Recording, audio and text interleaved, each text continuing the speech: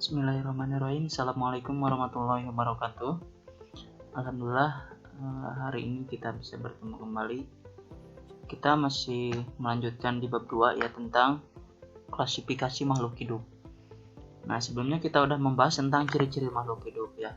Nah, jadi sebelumnya di alam ini banyak sekali makhluk hidup ya, terkhususnya ada hewan, tumbuhan, dan manusia. Oke, kita bahas klasifikasinya.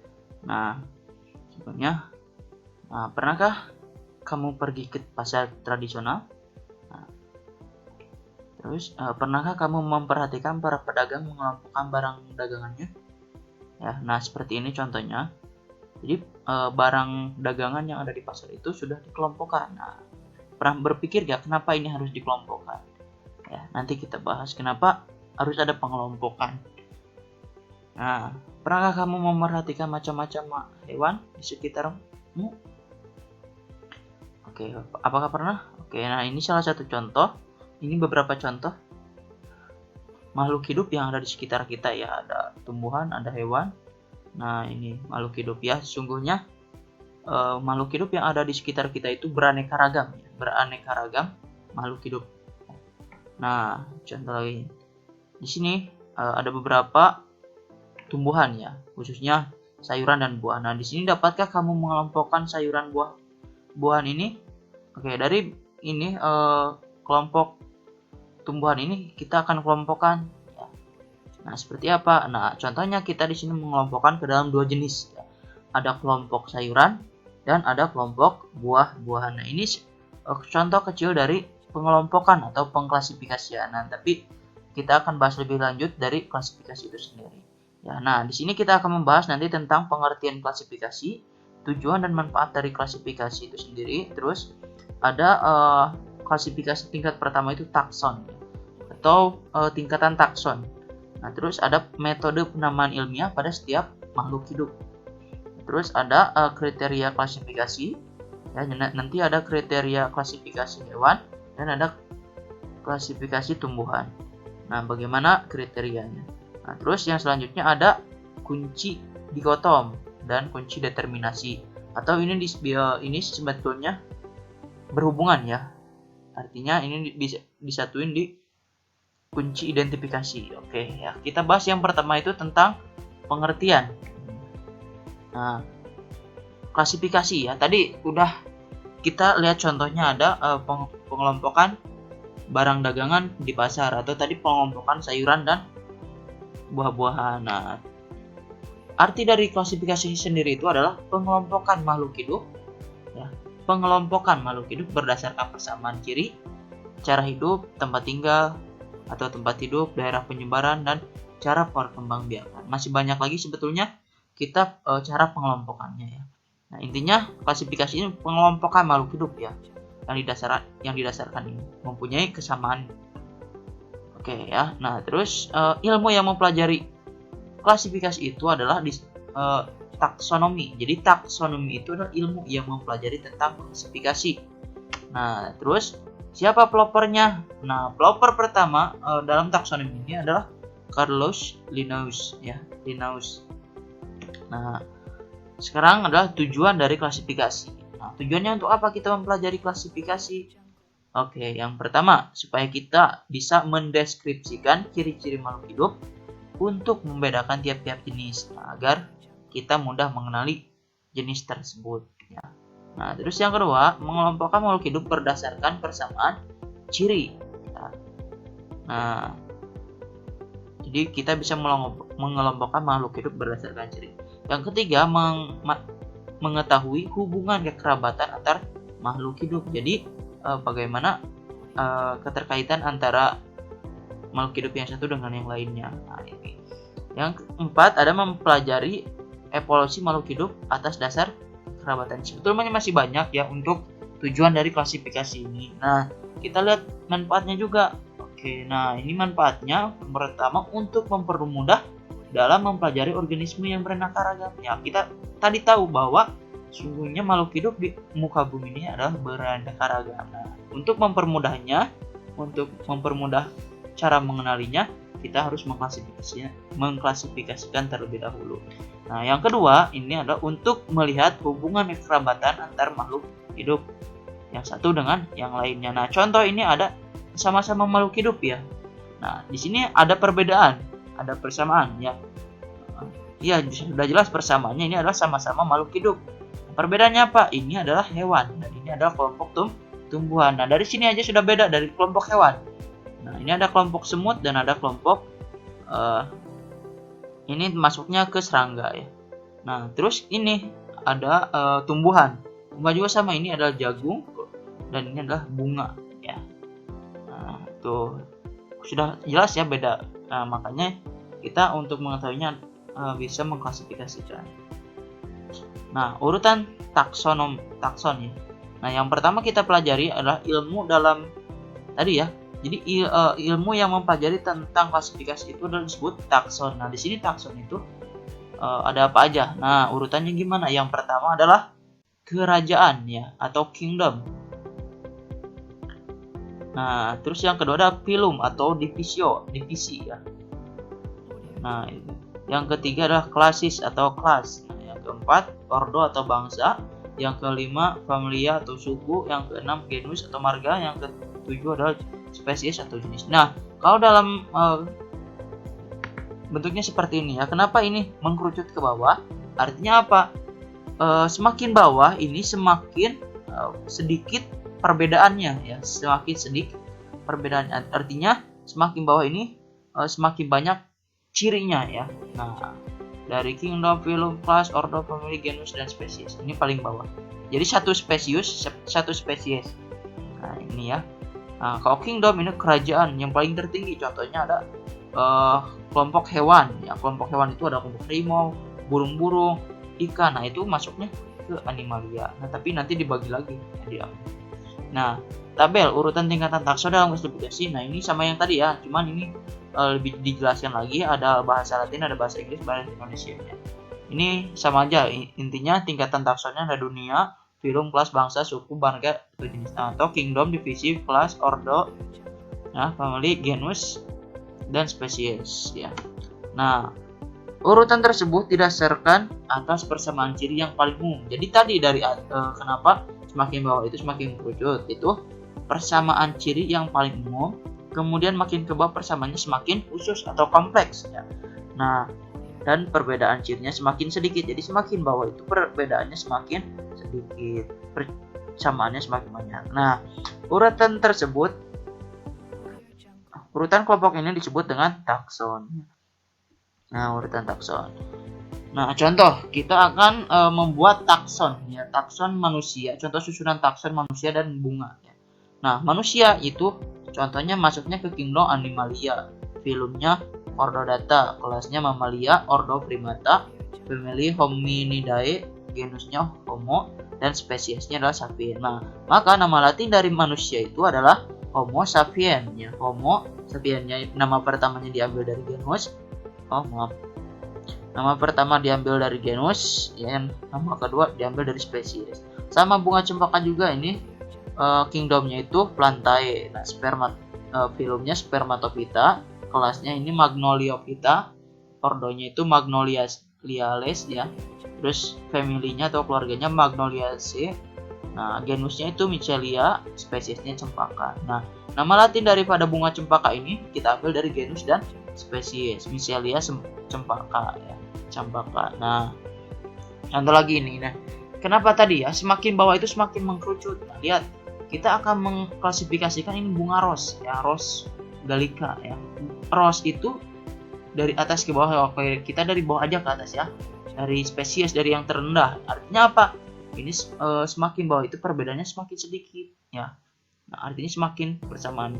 Nah, ini spesies ros gallica ini adalah Moss ros ya. Spesies Moss ros itu.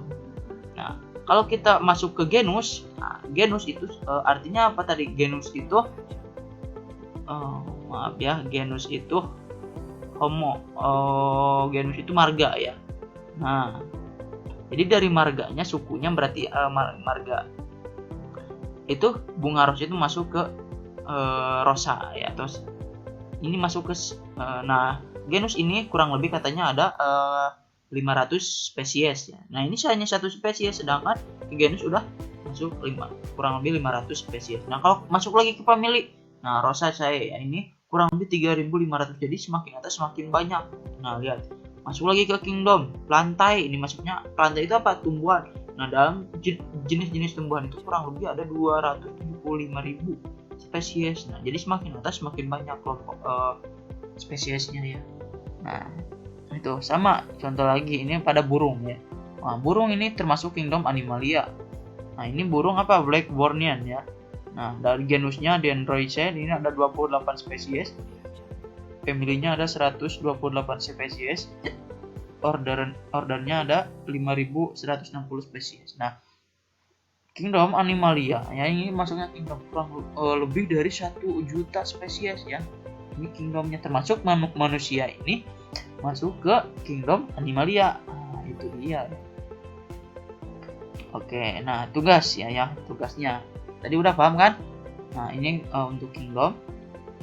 Nah, tugasnya ini kalian buat urutan takson hewan dan tumbuhan masing-masing satu. Jadi takson hewan satu dan tumbuhan satu. Nah, silahkan pilih hewan dan tumbuhannya bebas. Ya, silahkan kalian mau cari taksonnya apa, hewan apa, dan tumbuhannya apa. Misalkan ya, di sini Bapak misalkan tidak mewajibkan, misalkan aja kalian mencari takson harimau ya, harimau Sumatera.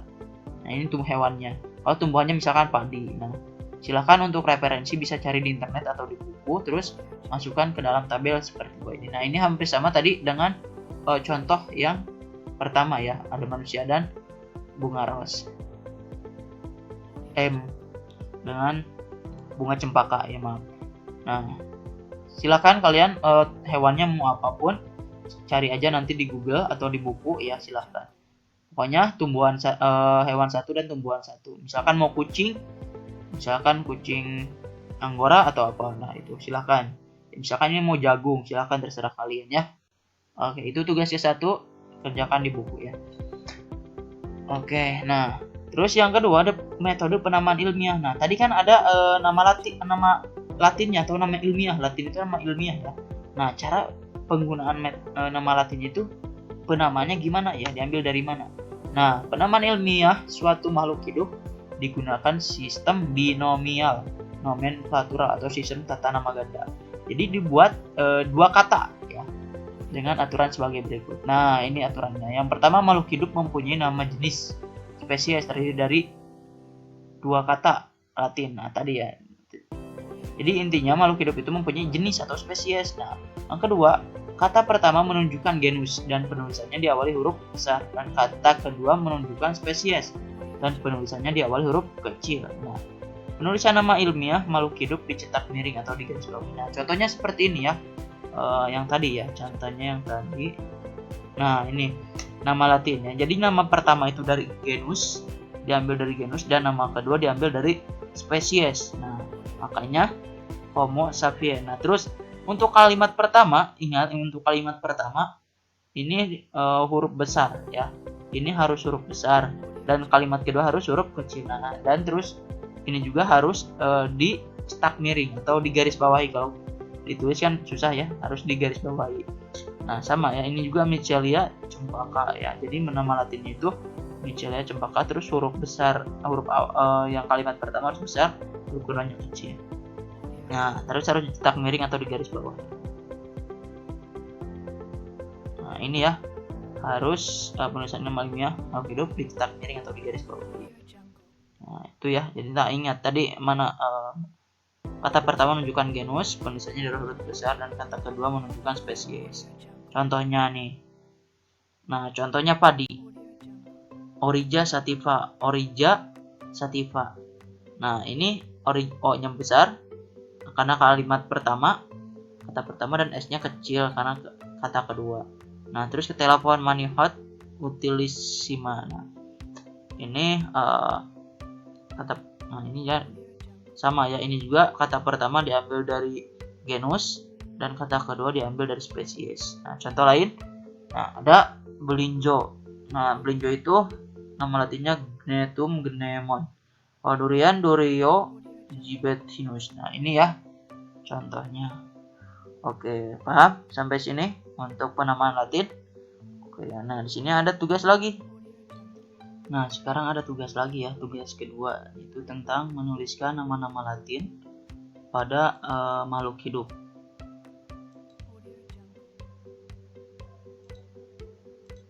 Nah, pada makhluk hidup itu ada anjing, padi, jagung, gajah, dan harimau Jawa. Nanti kalian cari nama Latinnya. Ya, ini nama Latinnya aja, bukan kunci dikotomnya ya. Tidak usah urutan dikotomnya. Tapi ini nama Latinnya aja. Kayak itu tugas kedua. Ya, sama di buku tugas, di buku aja. Ya. Oke. Nah, selanjutnya ada kriteria tumbuhan. Nah, kriteria klasifikasi tumbuhan. Nah, para ahli melakukan pengklasifikasian tumbuhan dengan memperhatikan beberapa kriteria yang dapat menjadi penentu dan selalu diperhatikan. Itu berikut contohnya. Ya, nah, ini organ perkembangbiakan. Organ perkembangbiakannya apakah dengan spora atau dengan bunga. Jadi kriteria yang pertama itu dari sistem perkembangbiakannya ya. Apakah dia dengan spora atau bunga, atau bahkan dengan secara vegetatif. Nah, terus yang kedua adalah habitatnya. Apakah dia berupa pohon, perdu, atau semak. Ya, ini habitusnya. Terus yang ketiga bentuk dan ukuran daun. Nah, kan ada yang daunnya panjang, menyirip, dan yang lainnya. Nah, ini itu ya, yang ketiga. Yang keempat, cara perkembangbiakannya ya. Apakah dengan seksual generatif atau seksual vegetatif ya. Nah, ini kriteria klasifikasi pada tumbuhan. Jadi ada 4, ada organ perkembangbiakan, ada habitusnya, ada bentuk dan ukuran daun, dan yang keempat ada cara perkembangbiakan. Nah, itu klasifikasi hewan kriterianya. Yang ketiga, yang selanjutnya itu ada kriteria klasifikasi pada hewan. Apa aja ini kriterianya? Sama halnya dengan pengklasifikasian tumbuhan. Dalam mengklasifikasikan hewan, para ahli juga mengklasifikasikan dengan melihat kriteria berikut ini. Ya, kriterianya apa aja? Yang pertama, ada saluran pencernaan. Hewan tingkat terendah belum mempunyai saluran pencernaan makanan. Hewan tingkat tinggi mempunyai lubang mulut, saluran pencernaan, dan anus. Nah, ini tadi saluran pencernaan. Yang kedua ada kerangka ya, atau skeleton. Nah, apakah kerangkanya di luar tubuh, yaitu exoskeleton, atau di dalam tubuh, endoskeleton. Nah, terus yang ketiga anggota gerak. Nah, apakah dia berkaki 2, 4, atau tidak berkaki ya. Nah, itu ya. Jadi klasifikasi hewan ada 3, saluran pencernaan, kerangka, dan anggota gerak. Oke, nah itu dari kriteria tumbuhan dan hewan, pengklasifikasian. Nah, sekarang kita masuk ke kunci determinasi atau identifikasi ya. Nah, dari kunci determinasi ini merupakan suatu kunci yang dipergunakan untuk menentukan filum atau divisi, kelas, ordo, famili, genus, atau spesies. Lebih spesifiknya ini untuk menentukan tadi ya, urutan dikotomnya ya.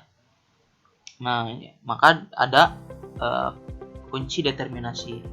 Nah, dasar yang dipergunakan kunci determinasi ini adalah identifikasi dari makhluk hidup dengan menggunakan kunci dikotom. Nah, kita akan bahas dikotomnya apa ya.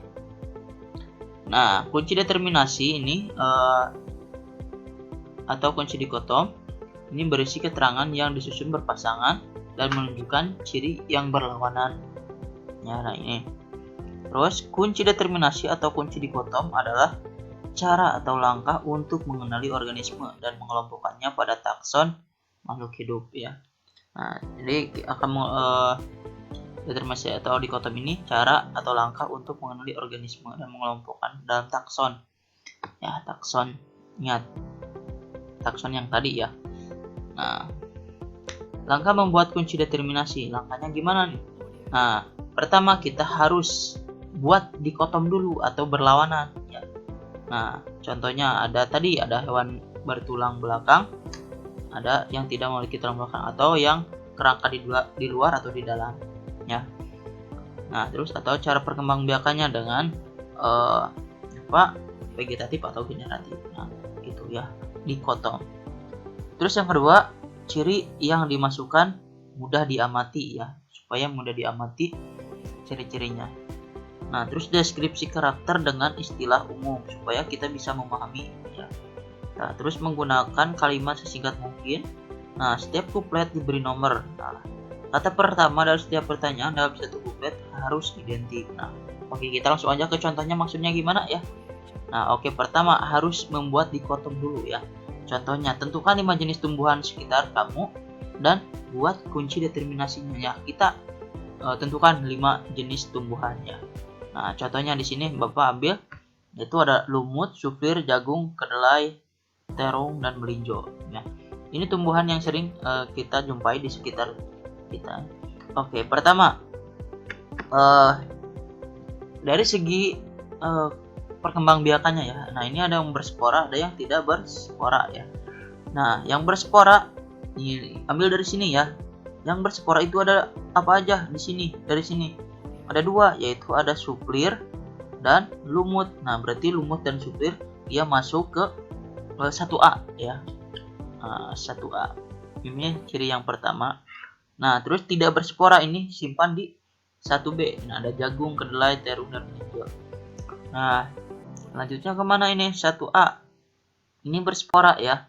Nah, ada 2 juga ini. Ada kita bedakan dari segi batang, yaitu berbatang jelas dan tidak berbatang. Nah, kalau berbatang jelas ini suplir ya.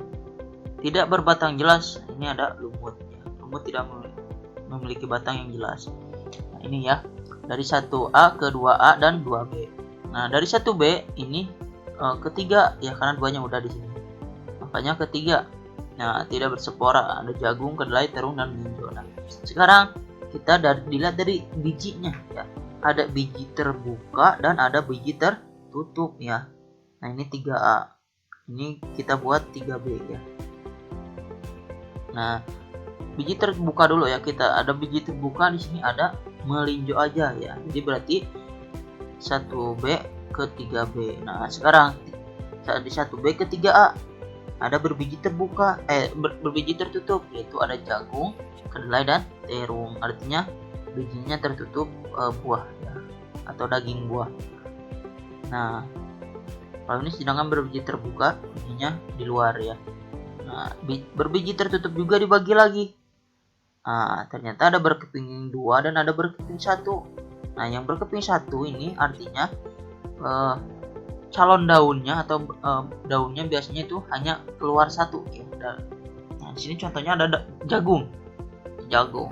Sedangkan berkeping 2 di sini ada kedelai dan terung ya. Nah, ternyata di sini masih ada lagi 2 ya. Kita cari lagi perbedaannya, misalkan dari bunga ya. Bentuk bunga. Nah, ada bunga kupu-kupu dan berbunga trompet. Nah, berbunga kupu-kupu di sini ada kedelai dan terung. Oke, ini kita udah membuat kunci dikotomnya, artinya berlawanan ya. Kunci dikotom ini berlawanan. Jadi tadi misalkan ada berspora, tidak berspora. Ini berbatang jelas, tidak jelas, berbiji tertutup dan berbiji terbuka, berkeping 1 dan berkeping 2. Nah, ini berbunga kupu-kupu dan berbunga trompet. Nah, ini kan berlawanan, kita udah buat. Oke ya, jadi kita tahu. Oh, ternyata supir itu ada di sini. Lumut, melinjo, jagung, kedelai, dan terung. Oke, nah sekarang kita akan tahu kunci determinasinya. Nah, sama ini juga kita buat yang tadi ya. Ini ada 1A tadi kan apa? Tumbuhan yang berspora. Nah, yang 1B tumbuhan yang tidak berspora. Oke, dari 1A lanjut ke mana ini? Ke 2A. Oke, lanjut ke sini berarti. Ya, ke sini. Nah, kedua, tumbuhan yang berbatang jelas ya. Nah, ini ya, maaf, ini kedua ya, ada 2A dan 2B ya. Nah, maksudnya yang pertama ke 2A dulu. Itu ada tumbuhan yang tidak berbatang jelas, itu suplir. Nah, sedangkan tumbuhan yang tidak berbatang jelas ini ada lumutnya. Oke, nah sekarang tadi kan ada tumbuhan yang tidak berspora. Dia lanjutnya ketiga. Yang ketiga di sini. Nah, ada 3A dan 3B. Nah, yang 3A ada berbiji tertutup dan 3B berbiji terbuka. Nah, yang berbiji terbuka di sini ada melinjo. Nah, kalau berbiji tertutup ini masih lanjut. Oh, ternyata harus lanjut ke 4 ya. 4 ada 4A dan 4B, ada berbiji berkeping 2 dan berkeping 1 ya. Nah, berkeping 2 ini ada 5. Ya, lanjut ke 5 nanti. Nah, kalau B berkeping satu ini jagung. Nah, yang ini lanjut ke 5 ada dibagi lagi, ada berbunga kupu-kupu dan berbunga trompet, lay dan terung. Nah, inilah kita udah dapat dari determinasinya atau identifikasinya ya. Nah, gimana kita akan membuat nomor identifikasinya? Tadi kan dari setiap apa tadi teh? Nah, dari setiap kuplet diberi nomor ya dengan kata pertama dari setiap pertanyaan dalam satu kuplet harus identik. Nah, ini kan harus dikasih nomor. Nah, ini nomor.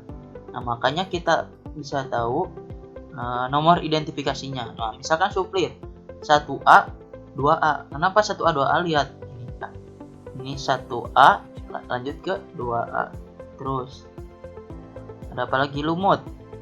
Ya, lumut 1A ke 2B.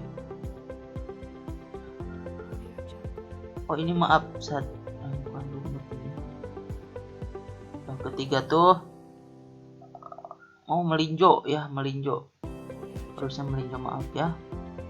Jadi melinjo itu dari 1A dari 1B ke 3B ya. Nah, ini 1B ke 3B, ini melinjo. Maaf ya, salah. Nah, terus ada jagung 1B 3A ke 4B. Ya, oke. Nah, terus ada kedelai. Ya, 1B 3A 4A 5A. Nah, kedelai 1B 3A 4A 5B. Nah, ini dari mana kita tahu? Oke ya, sebetulnya ini bisa dari sini juga. Dan tumbuhan berspora dari mana? Dari satu. Misalkan kita akan mencari jagung ya.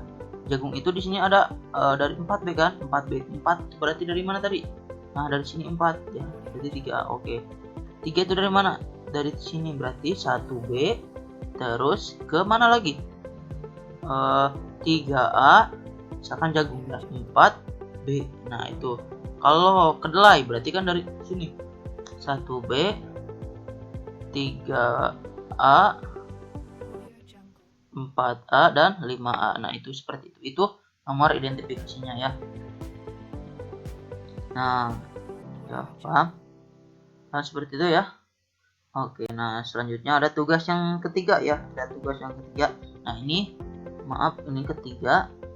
Ini tugasnya di buku ya. Coba lihat di buku IPA kelas 7 halaman 60. Ya, ini buku IPA dari Erlangga. Halaman 60 bagian kunci identifikasi. Nah, di halaman 61 ada gambar hewan. Nah, di situ buatlah identifikasi atau nomor identifikasi pada hewan C, D, dan E. Nah, itu kan ada A, B, C, dan E. Nah, yang A dan B itu udah. Nah, tinggal dibikin 3 hewan lagi. Di situ ada 3 lagi hewan C, D, dan E. Nah, untuk membuat nomor identifikasinya, lihat kunci identifikasi pada halaman 60-nya.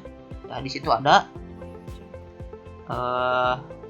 kunci identifikasinya, lihatlah. Nah, oke ya, alhamdulillah untuk pertemuan sekarang sudah selesai. Silahkan tugasnya ada di slide 14, 17, dan 27. Nah, batas waktu pengumpulannya sampai pukul 21 ya. Silahkan, nanti Bapak akan kasih linknya. Nanti kalian foto ya, tugasnya kerjakan di buku, di foto dan diupload. Bagi yang tidak bisa mengupload ke Google Form, silahkan japri WA ke Bapak ya. Oke, terima kasih. Semoga bermanfaat. Selamat mengerjakan. Assalamualaikum warahmatullahi wabarakatuh.